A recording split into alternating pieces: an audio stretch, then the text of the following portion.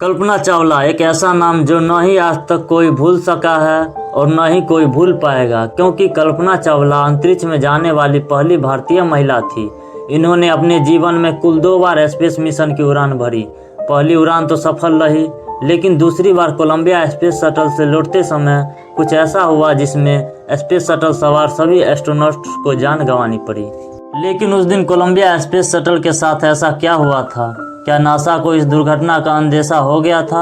और इस भयानक दुर्घटना से पहले कैसा था कल्पना चावला का जर्नी? चलिए आपको बताते हैं।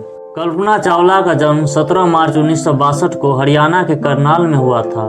कल्पना अपने चारों भाइयों बहनों में सबसे छोटी थी और बचपन में कल्पना चावला अपने पिता से अंतरिक्ष के बारे में पूछा करती थी और रात को अक्सर आसमान में तारे को देखा करती थी। कल्पना चावला अपनी प्राथमिक शिक्षा टैगोर बाग निकेतन स्कूल से पूरी की और फिर साल 1976 में कल्पना ने पंजाब इंजीनियरिंग कॉलेज से एरोनॉटिकल इंजीनियरिंग में बैचलर ऑफ डिग्री कंप्लीट की और फिर 1982 में अमेरिका चली गई और वहां जाकर उन्होंने यूनिवर्सिटी ऑफ टेक्सास से एरोस्पेस इंजीनियरिंग में मास्टर की डिग्री प्राप्त की।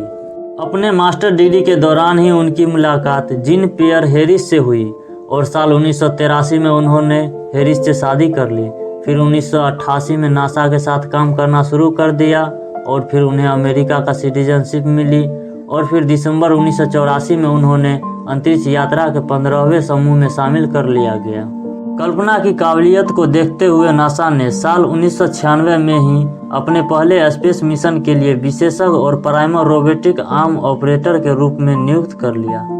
अब बारी आती है कल्पना चावला की पहले मिशन की, जो 19 नवंबर 1997 को होता है।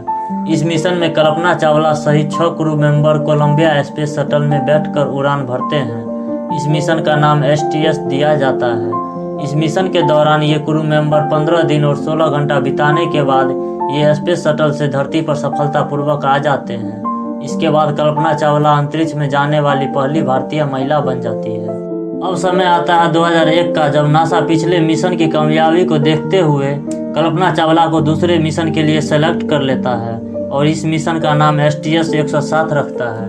लेकिन कोलंबिया स्पेस शटल में बार बार आ रही खराबी को देखते हुए इस मिशन को लगभग 18 बार लॉन्च डेट से आगे बढ़ाया जाता है और 2 साल बाद स्पेस शटल की तमाम खराबियों को ठीक करने के बाद फाइनली 16 जनवरी 2003 को कोलंबिया स्पेस शटल ने फ्लोरिडा के केनेडी स्पेस शटल से अपनी 28वीं और आखिरी उड़ान भरती है और अपने मिशन के दौरान पूरे 15 दिन 22 घंटे और 20 मिनट तक स्पेस में रहने के बाद 1 फरवरी 2003 को जब ये स्पेस शटल धरती के वायुमंडल की तरफ बढ़ रहा होता है, तभी अचानक स्पेस शटल में सवार एस्ट्रोनॉट को एक जोरदार झटका लगता है और वे फिर उन्हें सांस लेने में दिक्कत होने लगती है और वे कुछ समझ पाते इससे पहले ही हवा के दबाव के कारण उनकी सांसें रुक जाती है। ऑक्सीजन के कारण सभी क्रू मेंबर बेहोश हो जाते हैं। बेहोश होने के कारण उनका शरीर का तापमान एकाएक बढ़ जाता है और शटल ब्लास्ट हो जाता है और आसमान से नारंगी रंग का गोला बनकर शटल नीचे की ओर गिरता है। इस घटना के कुछ सालों तक तो पुख्ता रूप से कुछ मालूम ही नहीं चल पाया कि आखिर ये हादसा कैसे हुआ और सारी दुनिया यही समझती रही कि क्रू मेंबर से ही कोई गलती हुई होगी। लेकिन जब नासा ने इस मामले में बारीकी से जांच की तो ऐसा सच निकल कर आया जो सबको हैरान कर दिया। नासा के मुताबिक पूरा हादसा इंसुलिन फोन के कारण हुआ था।